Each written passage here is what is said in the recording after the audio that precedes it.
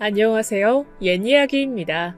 옛 이야기의 사연을 여러분들에게 읽어드릴 DJ 유진입니다.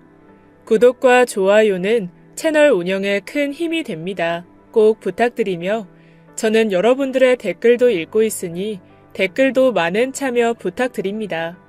그럼 오늘의 사연 바로 시작할게요. 안녕하세요. 저는 47세 여성으로 현재 대형 로펌에서 변호사 일을 하고 있습니다. 산부인과 의사인 아버지 덕에 저는 어릴 적부터 하고 싶은 일 다 해보면서 유복하게 자라서 인생에 큰 굴곡이 없었는데요. 그랬던 저에게 5년 전 큰 시련이 닥쳤습니다. 바로 전 남편과 이혼을 했던 일이죠. 저는 평소 성격이 유들유들해서 주변 친구들에게도 너는 너무 무르다, 순하다 하는 등의 이야기를 많이 들을 정도였습니다. 웬만한 일은 무던하게 넘어가는 제가 분노에 차서 남편에게 이혼하자고 선언을 했습니다. 그 이유는 정말 황당하고 기가 막힙니다. 부부싸움은 칼로 물베기라고 하지만 믿음이 깨지는 순간 아무것도 남지 않는 관계라는 걸 그 일로 인해 뼈저리게 느꼈습니다. 이혼 당시에는 육체적으로나 정신적으로나 너무 지쳐 있었는데 시간이 흐른 지금은 정서적으로 안정돼서 괘씸한 전남편에 대한 사연을 풀어보려고 합니다. 전남편과는 소개팅으로 만났습니다. 편의상 남편으로 칭하겠습니다. 은행원이었던 남편은 저와 동갑내기라서 그런지 소개팅 첫날부터 말이 참 잘 통했습니다. 좋아하는 노래, 음식도 비슷한 데다 제 말 하나 세심하게 기억해주는 모습이 좋았어요. 거기다 저와 남편 모두 빨리 가정을 꾸려 아이를 낳고 싶어 했기 때문에 저희는 만난 지 3개월 만에 상견례를 하고 많은 사람들의 축복 속에 결혼식을 올렸습니다. 결혼할 당시가 28살. 지금 보면 어린 나이지만 저희는 각자 수입도 괜찮았고 제 친정 역시 부유하다 보니 결혼을 미룰 이유가 없었거든요. 비록 시댁은 평범한 집안이었지만 그래도 변호사 며느리 들어왔다며 시부모님이 모두 저를 예뻐해 주셨고 남들이 한 번쯤 겪는다는 고부 갈등도 없이 순탄한 결혼 생활을 했습니다. 게다가 연애를 짧게 하고 결혼을 하니 신혼생활이 더 재밌었어요. 남편과 저는 여전히 알아갈 것들이 많았고 일 끝난 저녁에는 같이 오붓하게 술 한잔 기울이며 도란도란 이야기를 나누기도 했죠. 정말 남부럽지 않은 결혼 생활이었어요. 그렇게 1년 정도 신혼을 즐기고서 30살이 되던 해에 저는 첫째를 출산했습니다. 저와 남편 모두 평소 아이라면 사족을 못 쓸 정도로 지나가는 아이만 보면 귀여워했던 터라 첫애에게 애정을 많이 쏟게 되더군요. 또 저는 전문직이다 보니 언제든지 일터로 돌아갈 수 있어 부담 없이 육아휴직을 내고 아이를 키우는데 전념했습니다. 남편 벌이도 괜찮은 편이라 생활하는 데는 전혀 문제가 없었거든요. 필요하면 도우미를 쓰면 되니 육아가 그리 힘들지도 않았습니다. 오히려 아이와 오랜 시간 교감하는 게 너무 좋았고 아이 덕에 집안은 늘 웃음소리가 끊이질 않았습니다. 저는 형제가 많은 집안이고 서로 우애가 좋아 자식 욕심이 많았습니다. 제 아이에게도 서로 의지할 수 있는 형제들이 있으면 좋겠다는 생각에 첫째가 1살이 조금 지났을 때쯤 두 번째 임신을 했습니다. 예상치 못했는데 초음파 검사 결과 쌍둥이. 그렇게 저는 순식간에 새 아이의 엄마가 되었더군요. 아직 첫째가 어리기도 하고 육아를 할 때 한 번에 이어서 하는 게 좋을 것 같다는 생각에 4년 동안 이어서 휴직을 했습니다. 이때 남편과 관계가 조금 삐그덕거리긴 했어요. 여보, 육아휴직 그렇게 꽉 채워서 할 필요 있어? 그게 무슨 의미야? 쓸 수 있으면 육아휴직 다 채워야지. 아무래도 육아휴직 쓰면 우리 생활비도 그렇고 전보다 좀 그렇잖아. 우리 애들도 많아서 돈 바짝 벌어놔야 하는데. 에이, 그래도 지금 우리 형편이면 충분한데 왜 그래? 저번에 우리 엄마가 자기 용돈도 주셨잖아. 너무 걱정 마. 나는 육아휴직하면서 애들이랑 더 오래 있고 싶어. 그건 그렇긴 한데. 평소 제 의견이면 웬만하면 다 따르던 남편이 제가 긴 시간 휴직하는 걸 못마땅해 하더라고요. 남편 수입도 괜찮고 저 역시 언제든 일을 시작할 수 있는데도 남편의 그런 태도가 잘 이해되진 않았습니다. 게다가 결혼 후에도 친정에서 아기 키우는 데 쓰라며 종종 용돈을 보내주셔서 생활비가 부족할 일은 없었거든요. 어쨌든 이미 휴직계는 냈고 제가 아이 키우는 데 집중하고 싶다고 하니 남편도 더 터치하지는 않았습니다. 이후 저는 새 아이를 열심히 키우다가 복직을 하여 일을 시작했습니다. 그렇게 무난한 결혼 생활이 이어지나 했어요. 그러던 중 제가 39살이 되던 해 주기가 되어도 생리를 하지 않고 아랫배도 찌뿌듯해서 병원을 가보니 임신이라고 하더라고요. 당황스럽긴 했지만 그간 아이를 키우면서 자식이 주는 기쁨을 충분히 알게 됐기 때문에 늦둥이 소식에 반가움이 더 앞섰습니다. 소식을 듣자마자 친정에 알리니 역시 굉장히 기뻐해 주셨습니다. 저희 아이들도 막내 동생이 생긴다니 신기해했고요. 그런데 남편은 조금 이상했습니다. 남편에게 임신 소식을 알리자 지나치게 놀라더군요. 뭐? 당신 임신했다고? 아이, 정말이야? 병원 어디 갔는데? 거기 의사가 뭐 잘못 본 거 아니야? 다른 병원이라도 가봐야 하는 거 아니야? 저희 애들 가졌을 때 진료받았던 의사 선생님께 다녀온 건데 예전에는 여기 병원이 제일 낫다고 하더니 이번에는 의사 말을 못 믿겠다는 둥, 전에 입원했을 때도 찜찜한 구석이 있었다는 둥 말도 안 되는 소리를 하더라고요. 제가 초음파 사진까지 보여주자 그제야 받아들이는 듯 했어요. 비록 표정은 여전히 떨떠름했지만요. 임신 소식이 당황스럽긴 해도 기뻐해줄 줄 알았던 남편의 반응이 조금 실망스러웠습니다. 그래도 그땐 제가 임신하기에는 나이가 좀 있어서 많이 놀란 건가 하고 대수롭지 않게 여겼습니다. 남편도 말로는 잘 키워보자고 했고요. 문제는 늦둥이를 임신한 사실을 밝힌 후부터 남편의 행동이 묘하게 바뀌기 시작하는 겁니다. 예전에 새 아이를 임신했을 때는 손 하나 까딱 안 해도 될 정도로 하나부터 10까지 세심하게 챙겨주던 남편이 이번에는 늦둥이에 대해 무관심한 태도를 보였습니다. 여보, 미안해. 오늘 중요한 약속이 잡혀서 또 늦을 것 같아. 또? 벌써 며칠째야. 나 내일 병원 검진도 가야 되는데. 내일은 제 시간에 퇴근할 수 있는 거 맞지? 예약 빡빡해서 새로 잡기 어렵단 말이야. 그게 내일도 중요한 분들 모시고 식사가 있어서. 여보, 이번 일만 잘 끝내면 금방 승진도 할 수 있을 것 같거든. 이번만 봐줘. 대신 내가 주말에 당신 먹고 싶은 식당 데려가 줄게. 집에 늦게 귀가하는 횟수가 잦아지고 산부인과 검진도 어떻게든 같이 와주던 사람이 이번에는 회사 일이 많아서 도저히 시간을 빼기 어렵다며 저 혼자 병원을 보내기도 했어요. 그래도 평소 저한테 성실히 하던 남편이기에 저는 가능한 한 남편의 입장에서 이해해 보려고 했죠. 요즘 회사 승진 문제로 남편이 많이 스트레스 받긴 했거든요. 밤늦게 귀가하는 날이면 술 냄새를 풍기는 걸 보니 이래저래 술집에 가서 접대해야 하는 일도 많았던 것 같아요.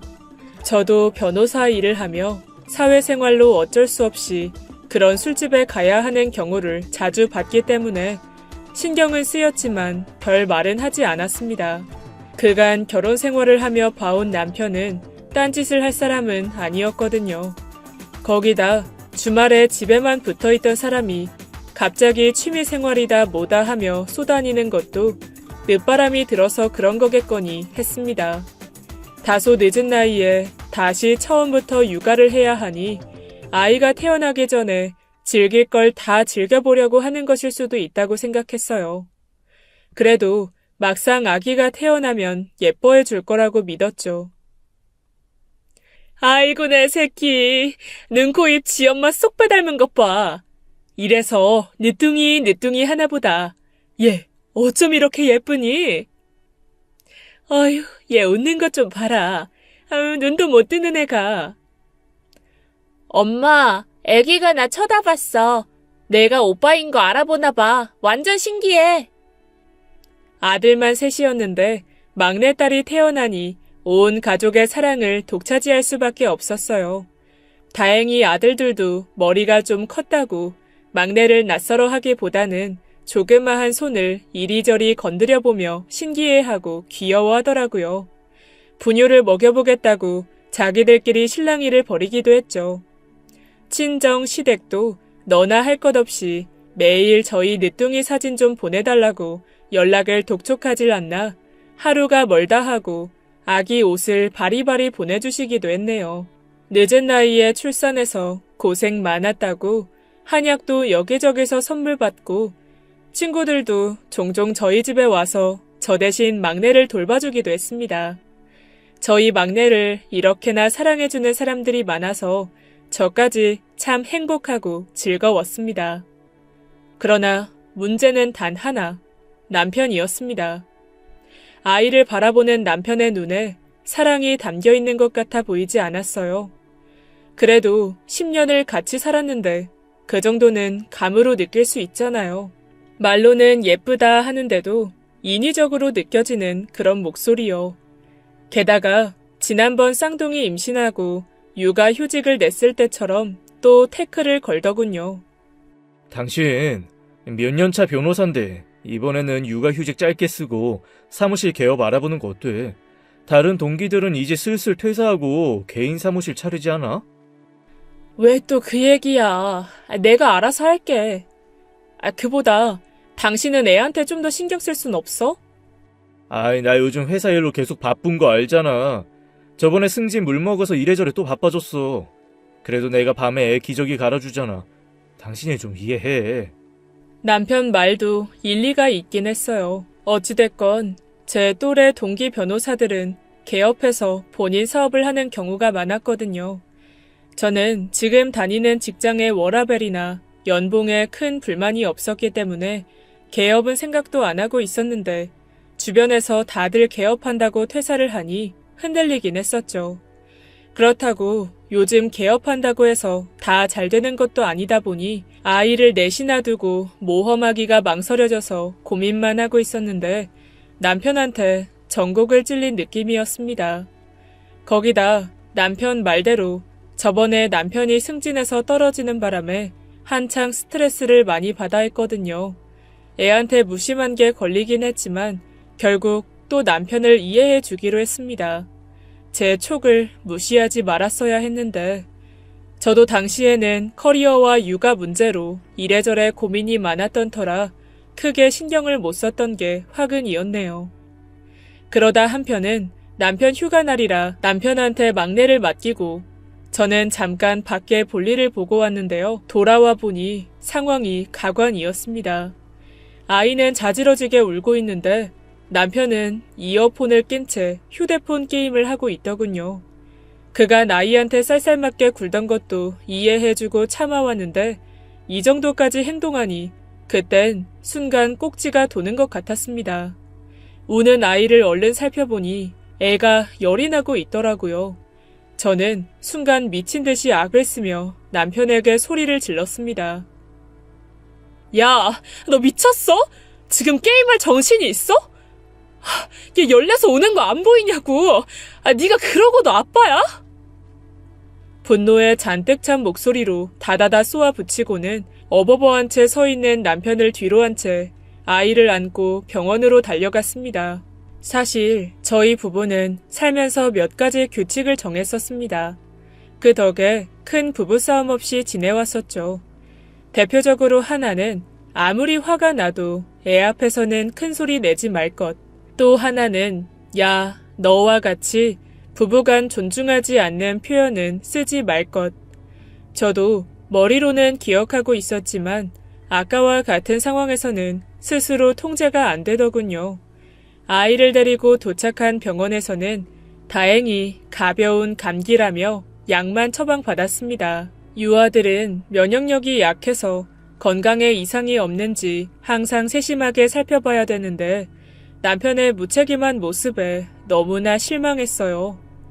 집에 도착하니 본인도 이번에 크게 실수했다는 건 아는지 아무 말도 못하고 제 눈치만 슬슬 보더라고요. 저는 남편을 진심으로 이해하고 있었다고 생각했는데 그저 혼자 참았던 건가 봐요.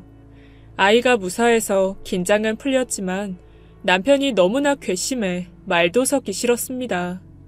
제가 뭘 믿고 저 인간이랑 결혼까지 생각했었는지 과거에 제가 너무 바보 같았다는 생각까지 들었죠. 그간 인내했던 게 이번 일로 빵 터져버린 것 같았어요. 제가 아무 말도 없이 방으로 들어가자 남편이 따라 들어왔습니다. 여보, 내가 잠깐 미쳤었나 봐. 요즘 나 계속 회사 일에 치이는 거 알잖아. 너무 힘들어서 정신이 없었어. 앞으로 다시는 안 그럴게 진짜로. 나 우리 애들 너무 사랑하는데 오늘은 진짜 힘들어서. 대꾸도 않고 등을 돌리자 뒤에서 훌쩍이는 소리가 들리더군요. 남편이 우는 모습은 그때 처음 봤습니다. 제 앞에서 무릎까지 꿇은 채로 눈물을 뚝뚝 흘리며 연신 미안하다고 비낸 모습을 보고 있자니 저도 괜히 짠한 마음이 들어 결국 남편을 토닥여줬습니다. 당시 화가 많이 나기도 했지만 우는 사람 앞에서 제가 모질지는 못하더라고요. 한편으로는 평생 함께할 동반자인데 내가 너무 나를 세웠나 싶은 마음도 들었네요. 저도 바보같이 보였다는 거 이제는 압니다만 그때는 화목한 가정을 지키고 싶은 마음이 컸습니다. 회사 일로 피곤하다는 말을 입에 달고 살던 남편이었으니 한 번의 실수라고 눈 감아주고 싶기도 했고 결국 아이도 괜찮았으니까요. 남편은 그날 일을 많이 반성했는지 이후로는 막내를 많이 신경 써줬습니다. 가끔 주말에 본인이 애를 볼 테니 쉬라며 아이를 유모차에 태워 주변 산책을 가기도 하고요. 어느덧 시간은 흘러 늦둥이 막내는 3살이 되었고 말도 곧자라기 시작했죠. 막내가 아빠 아빠 하며 남편을 졸졸 따라다니는 모습을 보니 남편이 무심하게 굴었던 때를 기억하지 못해서 다행이라고 생각했습니다. 돌이켜보면 여전히 첫 아이나 쌍둥이 육아할 때만큼 남편이 막내를 챙긴 건 아니었지만 저도 육아휴직 끝나고 일을 다시 시작하다 보니 온전히 가정에 신경을 쓰기가 어려웠어요. 또 첫째 아이와 쌍둥이 애들이 친구와 약속을 마다할 정도로 막내를 귀여워하고 잘 챙겨서 제가 다소 무신경했던 부분도 있었네요. 아들들은 학교나 학원 수업이 끝나면 막내가 너무 보고 싶다며 곧장 집으로 돌아와 막내를 돌봤거든요. 불어라고는 없는 완벽한 가족은 아니어도 아이들이 착하게 잘 자라줬고 나름대로 웃음꽃이 넘치는 가정이었습니다. 그렇게 저희 가족은 다시 평화로운 일상을 회복하는 듯 했죠. 그러던 어느 날이었습니다. 병원 교수이신 저희 아버지의 제자였던 산부인과 의사분이 제게 전화를 하셨어요.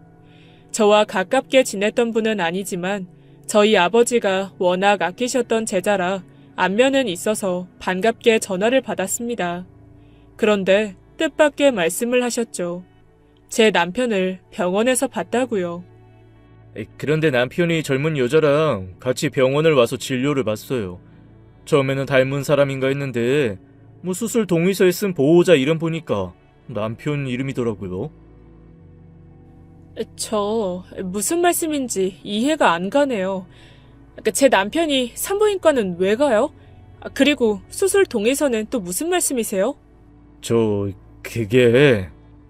남편이 산부인과를 혼자 갈 이유가 없어서 잘못 보신 게 아니냐고 했더니 확실히 맞다고 합니다. 제가 무슨 수술 동의를 한 거냐고 재차 캐묻자 머뭇거리면서 대답하시더라고요. 사실 여자가 임신을 해서 애 지운다고 남편이랑 같이 나를 찾아왔대. 참, 남편이 참 간도 커. 아무리 그래도 그렇지 김 교수님 딸을 두고 바람을 피울 생각을 다 하고 내가 수술을 하긴 했는데 그래도 알아야 할 것 같아서 한참 고민하다가 전화했어요. 남편과 같이 왔다는 젊은 여자가 남편의 아이를 가진 후 낙태를 한 거라는 말을 들으니 순간 멍해졌습니다. 꿈을 꾸는 것 같았어요. 분명 현실에서 전화 너머 남편의 바람 얘기를 전해 듣고 있는데 그 상황이 너무 비현실적으로 느껴져서 내가 살아있는 건 맞는지 의심까지 들었습니다. 의사분은 원래는 민감한 정보라 알려주면 안 되는데 그래도 존경하던 교수님의 딸에게 이런 일이 벌어진 걸 그냥 간과하기 어려웠다고, 오히려 본인이 제게 이런 소식을 전해줘서 미안하다고 하시더군요. 만감이 교차했습니다. 차라리 몰랐으면 좋았을까.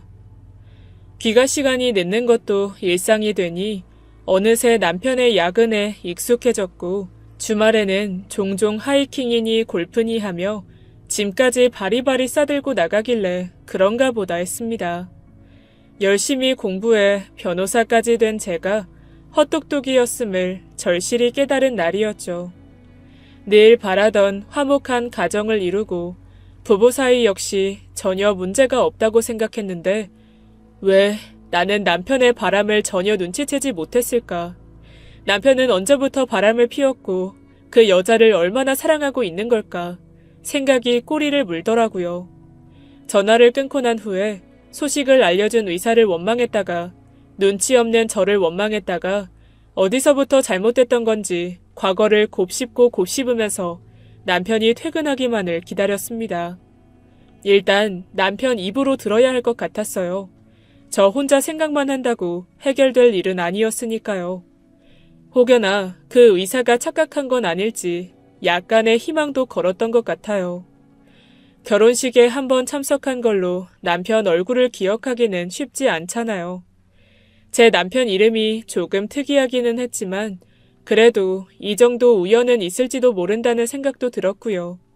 저는 그만큼 남편을 신뢰하고 있었고 남편이 가정을 뒤로한 채 외도를 할 정도로 무모한 사람은 아니라고 생각했거든요. 그렇지만 어디서부터 어떻게 물어봐야 할지도 몰랐습니다. 또 한편으로는 그 여자가 낙태하는데 남편이 동의를 했다고 하니 새 살림을 차리려고 바람을 피운 건 아닌 것 같아서 저만 모르는 척 묻어두면 아이들도 아빠 사랑을 받으며 자랄 수 있지 않을까 하는 생각도 들었습니다. 나만 입을 다물면 아무 일도 없었던 게 될 테니까요. 도대체 뭐가 뭔지 또 어떻게 헤쳐나가야 하는지 혼란의 시간이 지나갔습니다. 그날 하루는 정말 피말리고 끔찍했어요. 저녁이 되고 남편은 아무렇지 않은 얼굴로 현관문을 들어오더군요.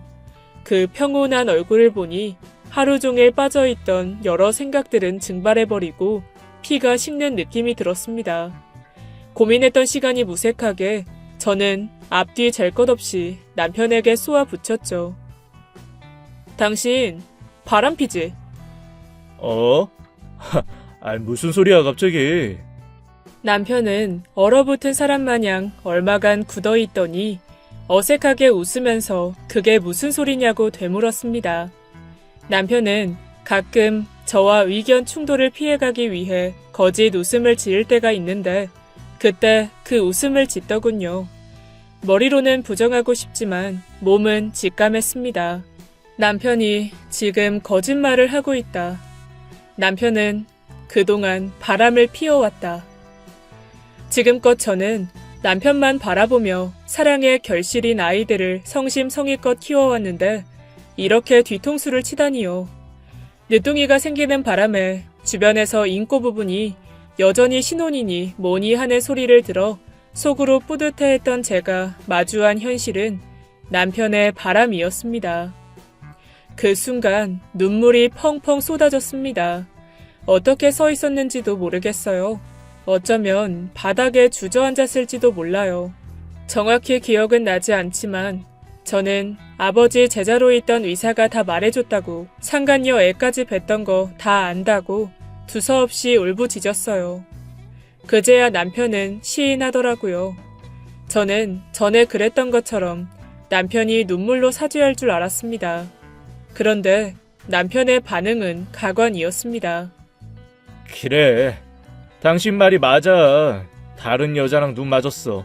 근데 당신도 바람 피웠잖아. 내가 모를 줄 알아?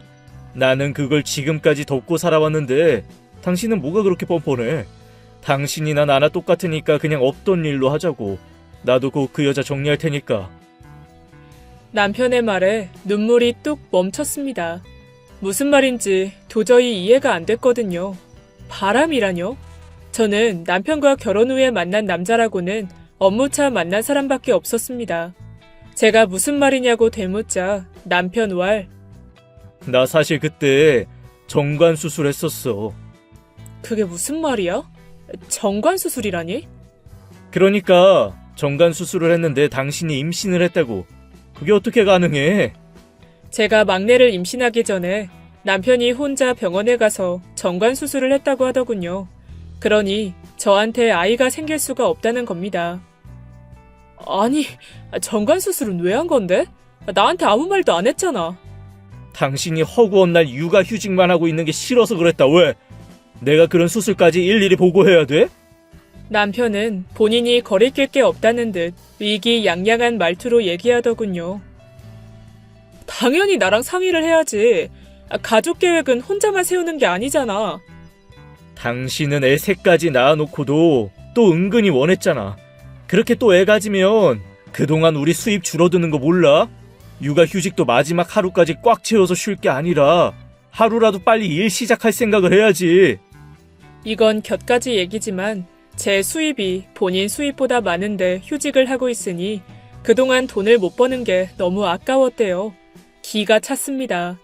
처음에 얘기했듯이 결혼 후에도 친정에서는 저희 부부를 계속 지원해줬고 금전적으로 불만을 가질 필요가 없었거든요. 심지어 남편이 차를 바꾸고 싶다고 해서 저희 부모님께서 돈도 다 대줬습니다. 아니면 육아로 고생하던 저를 그저 놀고 먹는 사람이라고 생각해서 안 입고 왔던 건지 뭔지 남편은 제가 돈을 못 버는 게 아까웠다며 같은 얘기만 했습니다. 부부는 경제 공동체라고 하지만 이렇게까지 속으로 계산하고 있을지는 몰랐어요. 어찌됐든 남편 말은 본인이 정관수술을 해서 임신이 불가능한데 아이가 생겼다는 건 제가 바람을 피웠다는 증거라는 거죠.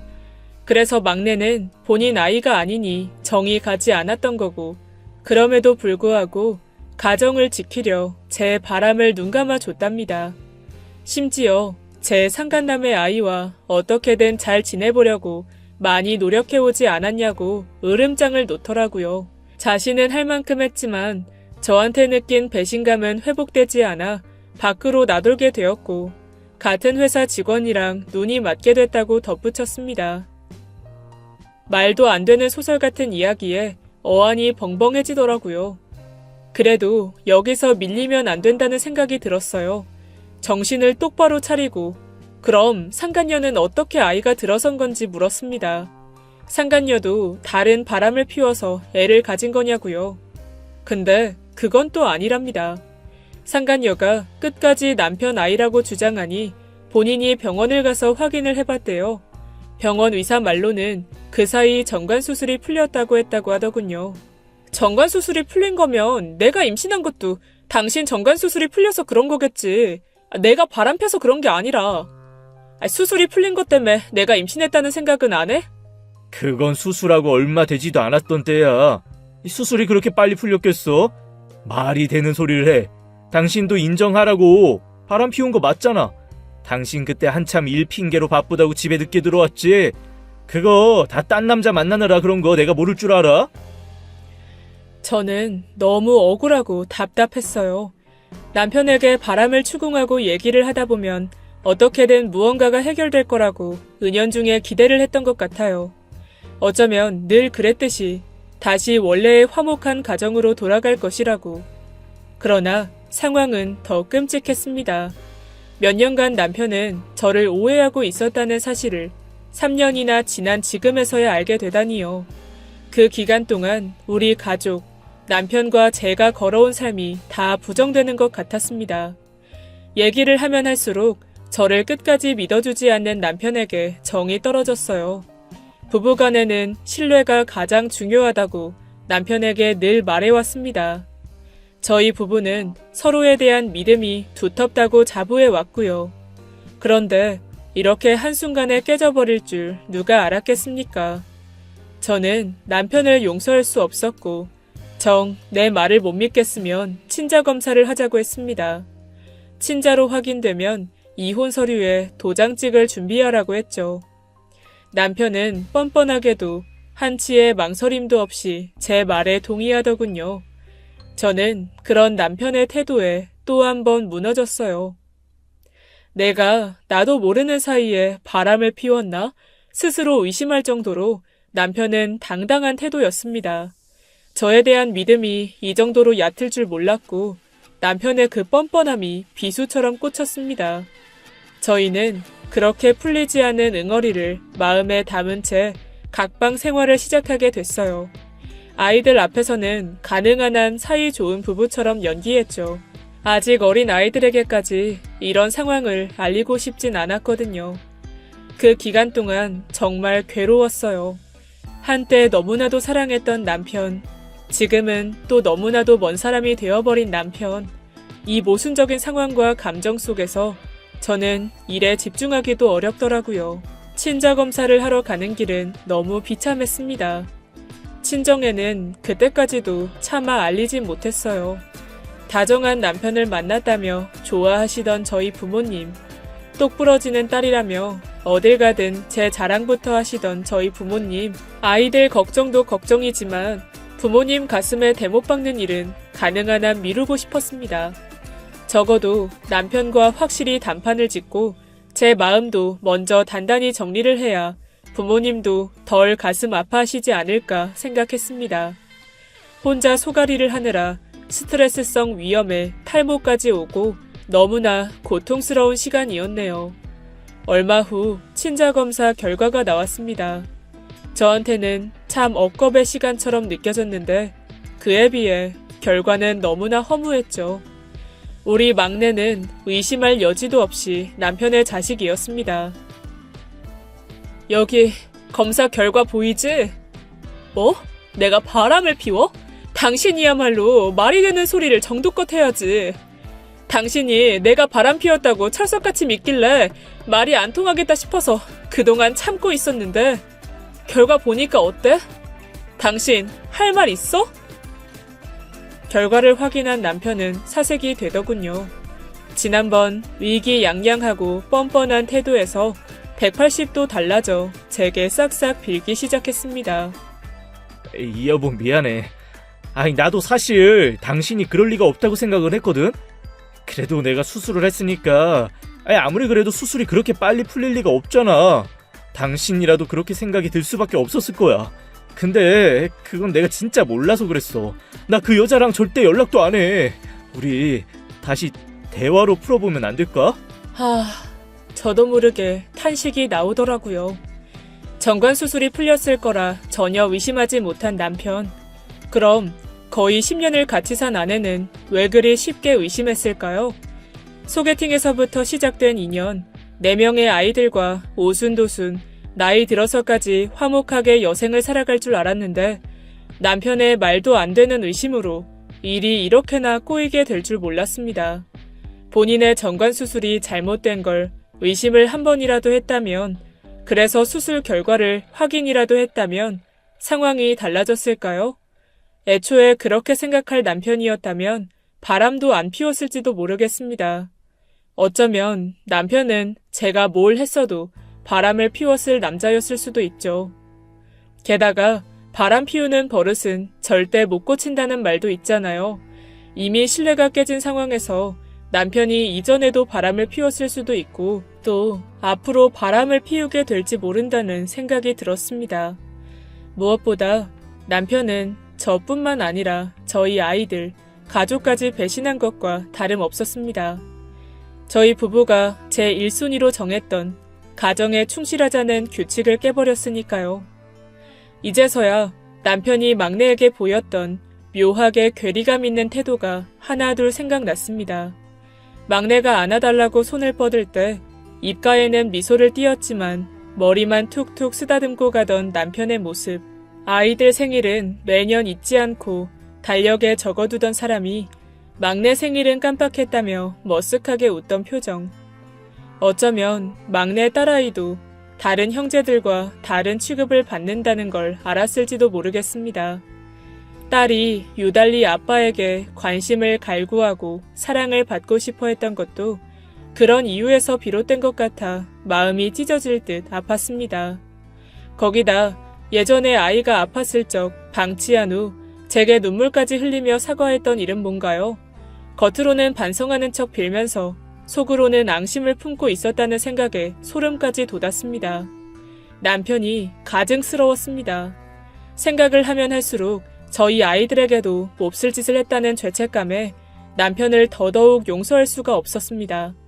설령 용서하고 살아간다고 해도 이미 남의 자식으로 생각한 막내를 남편이 진심을 다해 예뻐해 줄지도 의문이었습니다.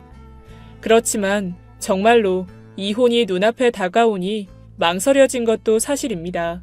아직 어린 아이들이 아빠 없이 잘 자랄 수 있을까? 우리 부부의 이혼을 받아들일 수는 있을까? 걱정되는 부분이 많았죠. 남편은 상간녀와는 어차피 진지하게 생각한 사이도 아니었으니 상간녀가 임신하자마자 애를 지운 거 아니겠냐고 온갖 변명을 하며 제게 빌었습니다. 남편의 늘어나는 변명을 들을수록 저는 오히려 이혼에 대한 결심을 확고히 했습니다. 게다가 남편을 많이 안다고 생각했었는데 남편이 제게 오랜 기간 열등감을 가지고 있었다는 것을 이번 일로 알게 됐어요. 잘난 아내와 비교돼서 늘 기가 죽어 있었다고 남편이 실토했거든요. 남편도 번듯한 직장을 다니는 회사원이었지만 아무래도 저는 집안부터 부유한 데다 직업도 전문직이다 보니 속으로 열등감이 있었던 것 같습니다. 늦둥이를 임신했다는 소식을 듣자마자 본인이 못나서 제가 만족을 못하고 바람을 피웠다는 생각부터 들었대요. 거기에 화가 나서 본인도 여전히 밖에 나가면 어린 여자를 꼬실 수 있다는 추잡한 오기를 부린 거랍니다. 상간녀는 같은 은행에서 근무하는 이제 막 2년차 사원인데 상사인 본인을 우러러보고 존경해주는 태도에 남자로서 기가 살았다나 뭐라나 어처구니가 없어 대꾸도 안 했습니다. 제가 전문직이고 집안이 부유한 것도 부정할 수 없는 사실이지만 그렇다고 제가 남편을 얕잡아 보거나 저희 친정이 남편을 하대한 적은 전혀 없었거든요. 친정에 가면 저희 어머니는 사위 온다고 항상 정성스럽게 갖가지 반찬을 준비해 주셨고 여러모로 남편에게 신경을 많이 써주셨습니다. 저희 차도 남편 고생한다고 친정 부모님이 사주신 선물인데 뻔뻔하게 그 차를 타고 다니며 상간녀와 여기저기 데이트 다녔을 걸 생각하니 숨이 턱턱 막힐 지경이었습니다. 결국 답은 이혼밖에 없다는 걸 온몸으로 체감했죠. 이혼한다고 해서 모든 문제가 해결되는 건 아니겠지만 저런 남편과 살면서 평생 소가리를 하느니 싱글맘으로 살면서 아이들과 정서적으로 안정된 삶을 사는 게 낫다고 판단했거든요. 남편이 지금껏 제가 알던 사람과 너무나도 달라서 우리가 어떻게 사랑을 시작할 수 있었는지 이해가 되지 않을 정도였습니다. 그렇게 이혼하기로 마음먹은 후로 친정 부모님께도 말씀드렸죠. 부모님 앞에서는 저도 여전히 어린 아이인 건지 펑펑 울면서 그동안 있었던 일을 모두 설명했습니다. 역시나 저희 부모님은 노발대발하셨고 아버지는 남편을 죽이겠다고 얼굴이 시뻘개져서는 밖으로 나가시려는 걸 어머니와 간신히 말렸네요. 원래 이혼 과정이 진흙탕 싸움이고 지치는 일인데 그 당시에는 뭐가 쉬었는지 20대 때보다 더한 열정으로 소송을 준비했어요. 친언니가 우스갯소리로 이렇게 일했으면 사무소 개업해서 벌써 직원 몇은 둔 변호사가 됐겠다고 하더군요. 그 정도로 저는 당시 남편에 대한 증오와 복수심으로 가득했어요. 남편과 그간 주고받은 문자, 전화 등등 모두 기록하고 녹취했죠. 같은 로펌에서 근무하던 이혼 전문 변호사 동료들도 바쁜 시간을 쪼개서 제게 관련 조언을 많이 해줬습니다. 지금 생각해도 너무나 고마운 분들이네요. 온전히 혼자서 싸우고 있다고 생각했는데 돌이켜보니 제 주변에는 참 많은 분들이 지지해줬습니다. 운이 좋았죠. 한편 이혼을 진행하게 된 이후로 시댁에서 전화와서는 아들을 잘못 키웠다며 본인들 봐서라도 한 번만 봐주면 안 되겠냐고 하시더라고요. 시부모님은 제게 잘해주셨지만 아무리 그래도 본인 아들이 더 귀하지 않았겠어요? 이런 감정적 호소에 넘어가면 안 된다고 마음을 단단히 먹고 연락을 모두 차단해 버렸습니다. 게다가 전 아쉬울 게 없었거든요. 신혼집도 저희 부모님이 마련해 주신 거라 제 명의고 남편은 정말 몸만 온 셈이었어요. 친정 지원이 없어도 제 외벌이로 아이들 충분히 좋은 거 먹이고 입힐 수 있기도 하고요. 제가 그토록 갈망했던 화목한 가정, 토끼 같은 아이들, 이 모든 걸 망쳐버린 남편을 철저히 망가뜨리고 싶은 마음만 가득했습니다. 변호사로 일하면서 쌓은 지식과 경험을 제 이혼에 쓰게 될 줄은 상상도 못했는데 갖가지 방법을 동원해 남편에게 위자료를 있는 대로 왕창 뜯어냈죠. 그렇게라도 해야 제 속이 좀 풀릴 것 같았거든요. 여기서 또 끝이 아니죠. 제 남편이 유부남인 걸 뻔히 알면서도 남편에 응해준 상간녀와도 단판을 지었습니다. 앳된 얼굴이었던 상간녀는 제 발로 먼저 저를 찾아와 무릎까지 꿇고 사죄하더라고요. 본인이 정신이 나갔었다고, 너무 죄송하다고 몇 번씩 말했던 기억이 납니다. 그나마 상간녀는 남편에게 설득당해 낙태까지 했으니 조금이나마 동정은 생겼습니다. 그래도 남의 가정을 깨는데 한몫한 책임을 져야 한다고 생각했어요.